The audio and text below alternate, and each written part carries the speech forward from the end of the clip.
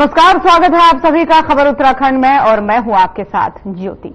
CM Pushkar Singh Dhami ने नैनीताल जिले में राज्य के बाहरी व्यक्तियों द्वारा भूमि खरीदने के लिए अनुमति की शर्तों के उल्लंघन के मामलों की जांच 15 दिनों के अंदर करने के निर्देश दिए हैं, जिसके बाद से इसको लेकर उप जिलाधिकारी ने कार्रवाई शुरू करने की बात कही है। हल्द्वानी के उप जिलाधिकारी परितोष वर्मा ने बताया कि नैनीताल जिले में बाहरी लोगों के द्वारा खरीदी गई जमीनों की जानकारी जुटाने का कार्य शुरू कर दिया गया है। राज्य से बाहरी लोगों के द्वारा जिले में कितनी तहसील के अंतर्गत जमीन खरीदी गई है, इसके लिए सभी की जांच के लिए तहसील को आदेश किए गए हैं।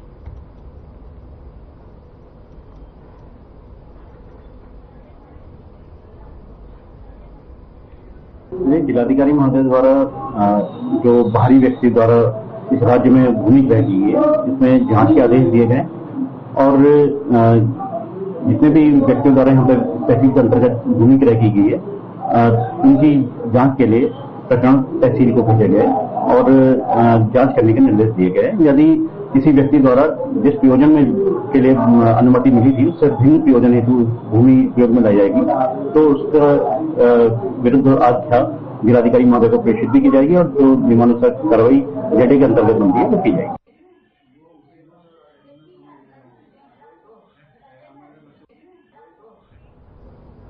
और देहरादून में कैबिनेट मंत्री रेखा आर्या ने मेरी पहचान कार्यक्रम में शिरकत की है।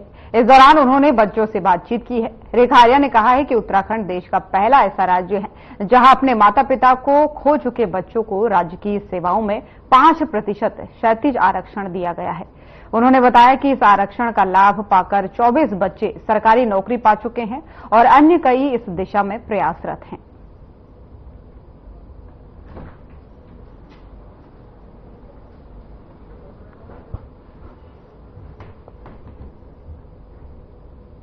आज महिला कल्याण विभाग के माध्यम से आज मेरी पहचान कार्यक्रम आयोजित किया गया। निश्चित रूप से इस कार्यक्रम में ऐसे बच्चे जिन्होंने जो कि चाहे वो कोविड के समय अनाथ हो गए हों या ऐसे बच्चे जो कि हमारे राज्य की संस्थाओं में ना रहते हो लेकिन सामान्य जीवन में अपने माता पिता को खो चुके हों, वो किसी भी प्रकार से ऐसे बच्चे जो कि जिनके अभिभावक उनके सिर माथे पे ना हो, तो ऐसे बच्चों ने अपने जीवन में जिन संघर्षों को सामना करते हुए जिन्होंने उपलब्धियां हासिल करी, जिसमें सरकार का या महिला कल्याण विभाग का एक विशेष जिम्मेदारी कि इनको 5% का आरक्षण देना। आज महिला कल्याण विभाग के माध्यम से आज मेरी पहचान कार्यक्रम आयोजित किया गया। निश्चित रूप से इस कार्यक्रम में ऐसे बच्चे जिन्होंने जो कि चाहे वो कोविड के समय अनाथ हो गए हों या ऐसे बच्चे जो कि हमारे राज्य की संस्थाओं में ना रहते हो लेकिन सामान्य जीवन में अपने माता पिता को खो चुके हों, वो किसी भी प्रकार से ऐसे बच्चे जो कि जिनके अभिभावक उनके सिर माथे पे ना हो, तो ऐसे बच्चों ने अपने जीवन में जिन संघर्षों को सामना करते हुए जिन्होंने उपलब्धियां हासिल करी, जिसमें सरकार का या महिला कल्याण विभाग का एक विशेष जिम्मेदारी कि इनको 5% का आरक्षण देना या उनके लिए मुफ्त राशन की व्यवस्था देना या उनके लिए मुफ्त शिक्षा का व्यवस्था देना या उच्च शिक्षा का व्यवस्था देना इत्यादि इत्यादि प्रावधानों के तहत उन बच्चों को जो मदद मिली और उस मदद से जो उन्होंने आज जीवन में अपनी पहचान बनाई है, आज उसका उत्सव मनाने का कार्यक्रम था।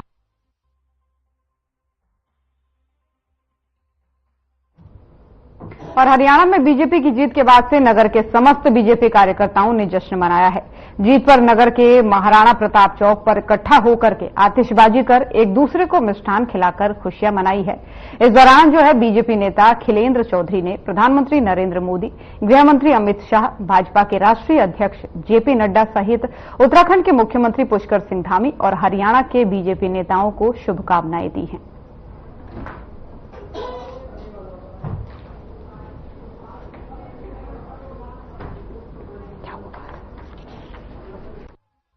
माहौल देख रहे हैं, भारतीय जनता पार्टी का कार्यकर्ता पूरे जोश और उत्साह में यहाँ आतिशबाजी और काशीपुर में मिष्ठान वितरण किया जा रहा है और ये निश्चित था भारतीय जनता पार्टी के कार्य समाज के अंतिम छोर पर बैठे उस शोषित वंचित और हमारे दलित व्यक्ति के लिए जो कार्य किए जा रहे हैं, निश्चित तौर पर भारतीय जनता पार्टी की सरकार तीसरी बार हरियाणा में आना यह दर्शाता है कि भारतीय जनता पार्टी सदैव प्रत्येक उस व्यक्ति के लिए कार्य करती है जो कहीं ना कहीं वंचित स्थिति में है। देखिए, हमारे सभी वरिष्ठ राजनीतिक, हमारे मोदी जी और क्या नाम, हमारे हरियाणा की पूरी विंग, हमारे नड्डा जी, हमारे अमित शाह जी शुरू से ये बात कह रहे थे कि हम हरियाणा में तीसरी बार सरकार बनाने जा रहे हैं। और आज सुबह के रुझान देख के जिस तरीके से कांग्रेसियों ने जलेबी बांट दी और उनका बाद में धुआं निकल गया, तो ऐसा काम करके उन्होंने जो है जनता में क्या प्रतिक्रिया, और जनता ने पूर्ण बहुमत की सरकार भारतीय जनता पार्टी को तीसरी बार हरियाणा में दी है। सर्वप्रथम तो हरियाणा वासियों को भारतीय जनता पार्टी की जीत के लिए बहुत बहुत बधाई देती हूँ, बहुत बहुत शुभकामनाएं देती हूँ कि उन्होंने अपनी विशेष तौर से जाट बाहुल्य क्षेत्र ने अपनी एकता का परिचय दिया। जो मोदी जी के द्वारा जो किसान योजनाएं वहां पर चलाई गई थी, उन योजनाओं से लाभान्वित हुए। और जैसे कि लोग कहते थे कि दिल्ली में जो आपने देखा कि हरियाणा से लोग जाते थे और किसान जो वो एक तरीके से सरकार का विरोध कर रहे थे, लेकिन उन्होंने जो योजनाएं थी उनको लाभ देखा कि इसके दूरगामी परिणाम क्या होते हैं, और उनके दूरगामी परिणामों को देखते हुए वह विशेष तौर से, क्योंकि कहते हैं 80% हरियाणा में 80% से भी अधिक किसान निवास करता है।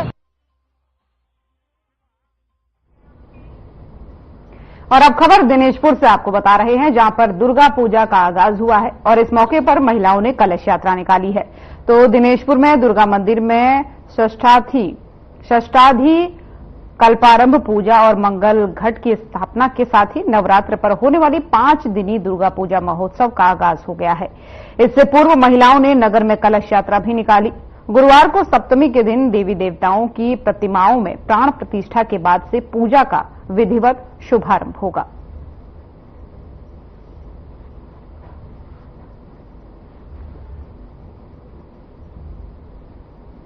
जय मां दुर्गा। आज दुर्गा पूजा का प्रथम दिन है, षष्ठी पूजा का आज उद्घाटन हुआ है। प्रथम हमारा बेल पूजा किया गया है दुर्गा मां के मंदिर प्रांगण में। इसके लिए सभी क्षेत्रवासियों को मैं कहना चाहता हूं कि आप अधिक से अधिक संख्या में आए और मां की पूजा में पूर्ण रूप से मां की पूजा को संपन्न करें, और सभी यहाँ पर हर कार्यों में हाथ कांधे से कांधा मिला के हम लोगों का सहयोग करें और मां की पूजा को पूर्ण रूप से पूरा करें। ये तो हमें बहुत गर्व है कि ऐसी हमारी संस्कृति और सभ्यताओं को हम बचा के रखे हैं और आगे भी ये चलता रहेगा। लेकिन इसमें सबसे बड़ी चीज है कि हम जितना हो सके माँ से अपनी अंतरात्मा से जुड़े रहे। और ये 10 दिन जो है ये पूरी पृथ्वी से लेके धरती तक सभी जो है दरवाजे खुले हुए हैं। जिसको जो चाहिए, जिस प्रकार की चाहिए, जो चीज चाहिए, जो भी धन संपत्ति, पुत्र, सुख शांति, धन ऐश आराम, सारा सब कुछ माँ इस टाइम दरवाजा खोल के बैठी है। I feel it's a very beautiful ceremony with बहुत सुंदर strong traditions, and I'm so impressed. People are coming everywhere to participate. I love it. घट स्थापना के साथ षष्ठादि कल्पारंभ होता है और मां को कैलाश पर्वत से आह्वान करके पृथ्वी लोक पे लाया जाता है मां के इन 5 दिवसीय पूजा के लिए। और मां आती हैं और वही इस समय जो है षष्ठादि कल्पारंभ हुआ है, घट स्थापना हुई है और आज से पूजा का विधिवत रूप से आरंभ हो गया है। माता रानी कैलाश पर्वत को छोड़ के पृथ्वी लोक में आ रही है कि पृथ्वी लोक वासियों का दुख, दर्द और कष्ट जो है वो हरने के लिए आ रही है। मैं इस शुभ अवसर पर मां के श्री चरणों में यही कामना करता हूं कि इस समय पृथ्वी लोक में मनुष्य के भीतर जो ईर्ष्या, द्वेष और जलन रूपी महिषासुर बैठा हुआ है, विभिन्न तरीके की जो कुरीतियां रूपी जो महिषासुर बैठा हुआ है, मां उन सब का नाश करे।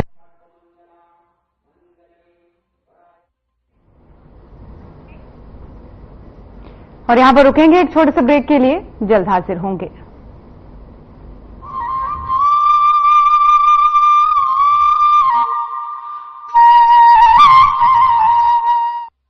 प्रधानमंत्री नरेंद्र मोदी जी के मार्गदर्शन और मुख्यमंत्री पुष्कर सिंह धामी के कुशल नेतृत्व में उत्तराखंड सरकार महिलाओं के सर्वांगीण विकास और सशक्तिकरण के लिए लगातार कार्य कर रही है। पिछले कुछ वर्षों में सरकार द्वारा लखपति दीदी योजना, सशक्त बहना योजना, महिला स्वयं सहायता समूह सशक्तिकरण योजना जैसी महत्वपूर्ण योजनाएं लागू की गई हैं, जिनके माध्यम से महिलाओं का आर्थिक सशक्तिकरण किया जा रहा है। सशक्तिकरण के इन्हीं प्रयासों में शासन, प्रशासन और निर्णय लेने की प्रक्रिया में भी महिलाओं की भागीदारी को बढ़ाया जा रहा है। जहां एक ओर महिलाओं को सरकारी नौकरियों में 30% का क्षैतिज आरक्षण दिया गया है, वहीं अब सरकार ने कोऑपरेटिव बैंकों और सहकारी समितियों में महिलाओं के लिए 33% आरक्षण देने का निर्णय लिया है।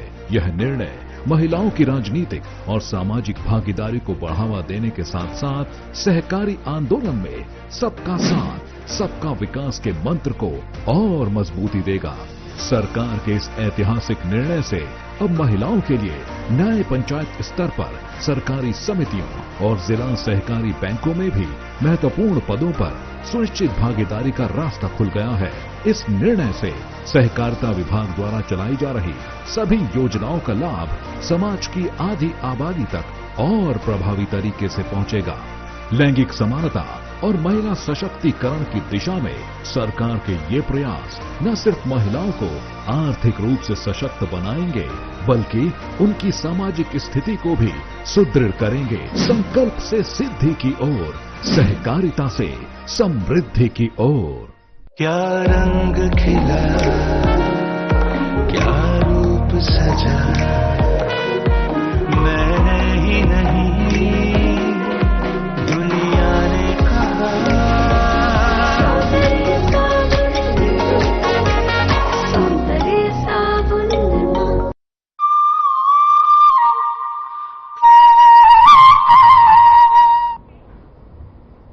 तो ब्रेक के बाद एक बार फिर से स्वागत है आप सभी का। चलिए खबरों में आगे बढ़ेंगे।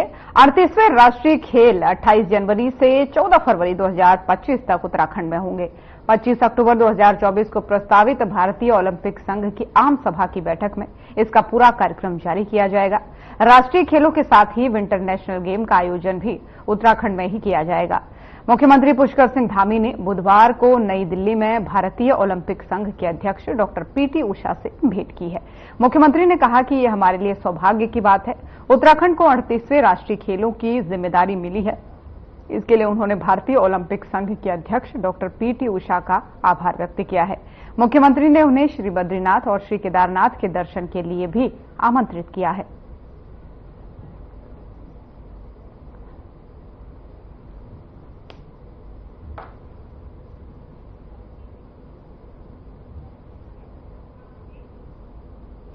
और हरियाणा में बीजेपी की जीत के बाद से बीजेपी कार्यकर्ताओं में खुशी की लहर है। हरिद्वार में चंद्राचार्य चौक पर बीजेपी कार्यकर्ताओं ने जश्न मनाते हुए मिठाइयां बांटी और जमकर पटाखे फोड़े। इस दौरान कार्यकर्ताओं ने पीएम मोदी को जीत का श्रेय देते हुए कहा कि ये जीत प्रधानमंत्री की नीतियों की जीत है।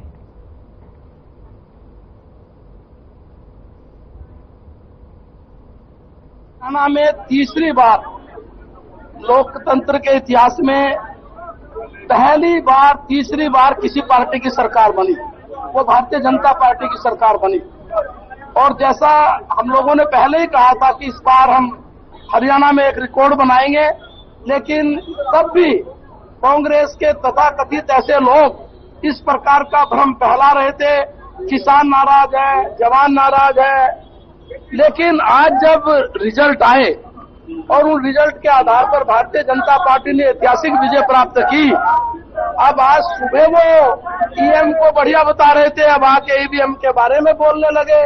देखिए, आज जीत का जश्न आपके सामने है। ढोल नगाड़ों के साथ और पटाखों के साथ मिठाई बांट के हमें जीत का जश्न मनाया है, जिसमें हमारे शहर के विधायक, हमारे माननीय मदन कोसी, जिलाध्यक्ष संदीप गोयल जी और हमारे यहाँ के मंडल के अध्यक्ष हमारे राजेश शर्मा जी मौजूद रहे। और कहने की बात है, देखो हरियाणा की जनता ने जो जनादेश दिया है वो वाकई में ही बहुत ही काबिले तारीफ है। और मैं वहाँ के कार्यकर्ता को भी बधाई देना चाहता हूँ। जिस प्रकार से तीसरी बार सरकार आई है, उस प्रकार से ये कहना साबित हुआ है कि राहुल गांधी जलेबी की तरह सीधे बन के गए थे वहां।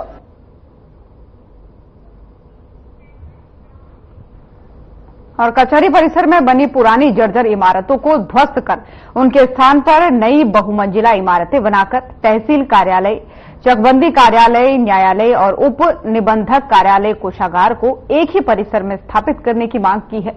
आपको बता दें कि जो है एसोसिएशन के पदाधिकारियों ने पत्रकार वार्ता करके जो है अपनी बात रखी है। 5 एकड़ भूमि में करीब 100 साल पूर्व से ही उप जिलाधिकारी का कार्यालय, न्यायालय एवं आवास रहा है। आज प्रेस वार्ता का आयोजन इसलिए किया गया है कि काशीपुर तहसील जिसके शिफ्ट होने का प्रस्ताव है, सरकार उसको किसी अन्यत्र जगह पर ले जाना चाह रही है और हमने माननीय मुख्यमंत्री महोदय से और जिलाधिकारी महोदय से ये रिक्वेस्ट की थी और जिलाधिकारी महोदय ने ये इस परिसर का पूरा घूम करके निरीक्षण भी किया था और वो सेटिस्फाई थे कि यहाँ पर पर्याप्त जमीन है और यहाँ पर मल्टी स्टोरी बिल्डिंग बना करके तहसील आदि कार्यालय स्थापित किए जा सकते हैं। परंतु उनके जाने के बाद ये प्रस्ताव पता नहीं कैसे चेंज हुआ और तहसील को किसी अन्यत्र स्थान पर ले जाने का एक प्रस्ताव पारित हुआ, तो हम उसके विरोध में और अपनी बात मनवाने के लिए, अपनी बात समझाने के लिए कि सबसे उचित विकल्प कचहरी परिसर है, इसलिए हम अपनी बात सरकार तक पहुंचाने के लिए आज ये प्रेस वार्ता कर रहे हैं। और हल्द्वानी के कमलुआ गांजा क्षेत्र के रामलीला मैदान में हुए वकील उमेश नैनवाल हत्याकांड का पुलिस ने खुलासा किया है। हत्याकांड में शामिल आरोपी दिनेश नैनवाल को गिरफ्तार कर लिया गया है। पूछताछ में आरोपी ने बताया कि दोनों के बीच जमीन का विवाद था। देर रात उसे गिरफ्तार कर लिया गया। गौरतलब है कि पिछले कुछ समय से लामाचौड़ पूरनपुर नैनवाल निवासी 45 साल के उमेश नैनवाल, पुत्र मोहन नैनवाल और उनके चचेरे भाई दिनेश नैनवाल का प्रॉपर्टी को लेकर विवाद चल रहा था। सोमवार को रात में कमलुआ गांजा स्थित रामलीला मैदान में उमेश का बेटा परशुराम का संवाद कर रहा था। इस दौरान जो है रामलीला मैदान में रामलीला देखने के लिए काफी लोग पहुंचे थे। करीब 11 बजे उमेश और उसके चचेरे भाई दिनेश के बीच मामूली कहासुनी हुई। इसके बाद से ये विवाद में बदल गया। तभी दिनेश ने तमंचा निकालकर उमेश नैनवाल पर फायर झोंक दी।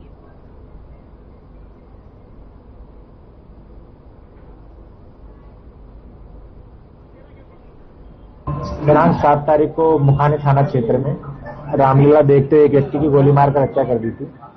इसमें परिवारजनों द्वारा जो एफआईआर पंजीकृत हुई, उसके बाद में हमारे द्वारा अभियुक्त की तलाश शुरू की गई और कल अभियुक्त को गिरफ्तार किया।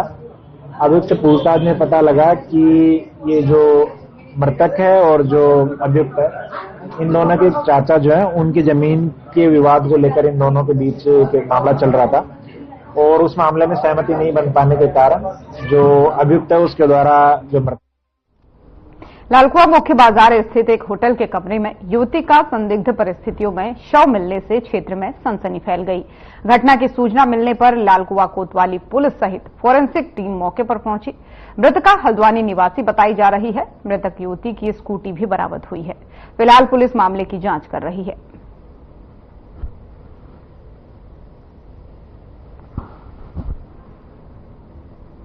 और कांग्रेस प्रदेश महामंत्री नवीन जोशी ने केजरीवाल के बयान का समर्थन करते हुए मोदी सरकार पर हमला बोला है।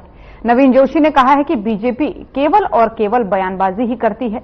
वे केंद्र की सरकार 4 राज्य में हो रहे चुनाव को एक साथ नहीं करवा पा रही है, तो वो पूरे देश में 1 नेशन 1 इलेक्शन की बात कैसे कर सकती है।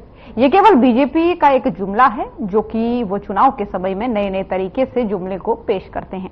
वहीं उन्होंने प्रदेश के निकाय चुनाव को लेकर कहा कि जब बीजेपी को हार का डर सताता है तो वो चुनाव में टाल मटोल करती है, जिसका प्रमाण उत्तराखंड है, जहां पर बीजेपी 2 उपचुनाव हार चुकी है और अब उसे निकाय चुनाव और केदारनाथ उपचुनाव में हार का डर सता रहा है।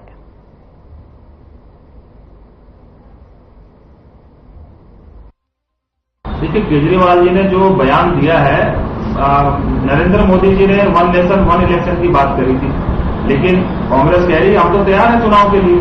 आप 1 नेशन 1 इलेक्शन की बात कर रहे हैं तो प्रधानमंत्री जी को इस्तीफा देना चाहिए।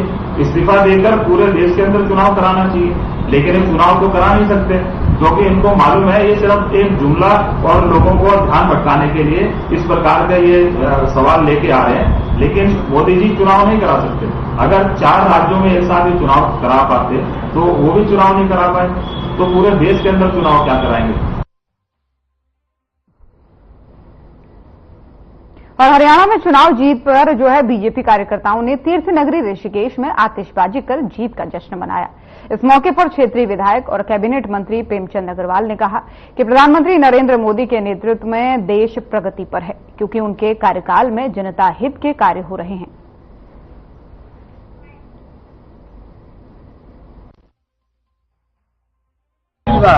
लगातार हरियाणा के अंदर भारतीय जनता पार्टी की सरकार उनके द्वारा बनाई जा रही है और माननीय मोदी के नेतृत्व में जिस प्रकार से पूरे देश के अंदर एक विकास की गाथा गढ़ी गई और हमारे चाहे कलेक्टर साहब हो चाहे स्वामी साहब हो, उन्होंने जिस प्रकार से हरियाणा के अंदर काम किया और जो माहौल एक स्थापित किया जा रहा था कांग्रेस के द्वारा, और आपको जानकारी यही स्थिति हमारे उत्तराखंड में भी ये दिखाया जा रहा था कि भारतीय जनता पार्टी यहाँ पे शायद सरकार नहीं बनाई।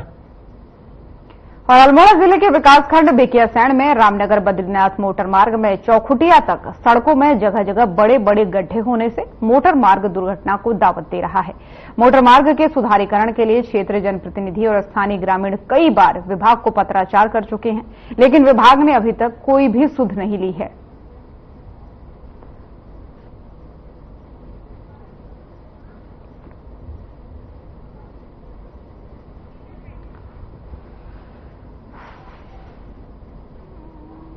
सामने से आती हुई गाड़ियां नजर नहीं आती हैं और रोड में कहीं से कहीं कोई साफ सफाई वगैरह इस तरीके की कोई सुविधा नहीं है। पूरा धूल ग्रसित हो रखा है।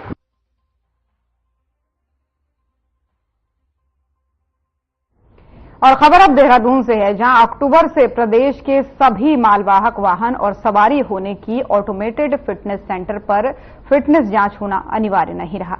दरअसल प्रदेश में 12 में से अभी तक केवल 4 फिटनेस सेंटर बनने की वजह से मैनुअल रूप से ही वाहनों की फिटनेस जांच करना जारी रहेगा, जिसे लेकर के उत्तराखंड के संयुक्त परिवहन आयुक्त सनत कुमार सिंह ने कहा कि किसी भी वाहन मालिक को लंबे सफर के बाद फिटनेस टेस्ट न कराना पड़े, इसके लिए विचार किया था।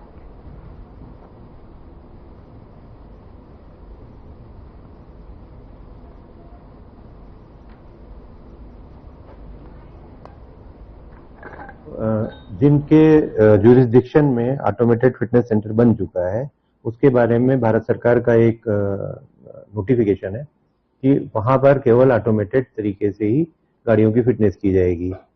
जहां नहीं है वहां अभी विकल्प है, लेकिन 1 अक्टूबर से, क्योंकि भारत सरकार का नोटिफिकेशन है, पिछली बार 1 अप्रैल से था, फिर उसको एक्सटेंड किया गया था 1.5 साल के लिए और 1 अक्टूबर से किया गया था और उम्मीद थी कि इस पूरी अवधि में हम लोग काफी मात्रा में बना लेंगे, जिससे कि वैसे तो 4 फिटनेस सेंटर भी पर्याप्त है राज्य के वाहनों की फिटनेस करने के लिए, क्योंकि उनकी कैपेसिटी ज्यादा होती है। गाड़ियां हमारे राज्य में उतनी अधिक संख्या में खासकर पर्वतीय क्षेत्रों में नहीं है।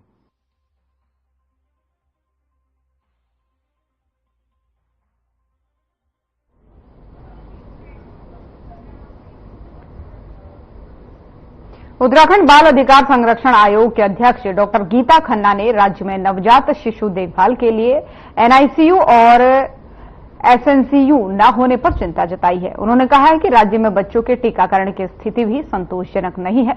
आयोग ने दोनों मुद्दों पर स्वास्थ्य महानिदेशक से तत्काल कदम उठाने को कहा है।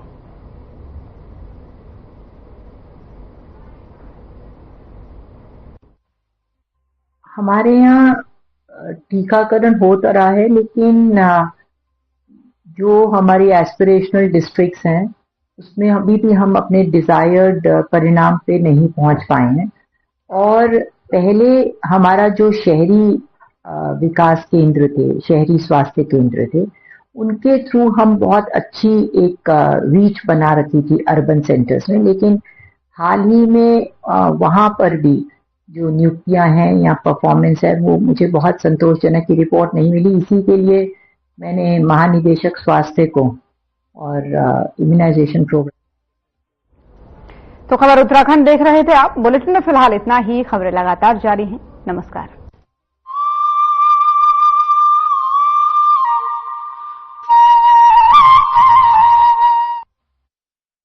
मुख्यमंत्री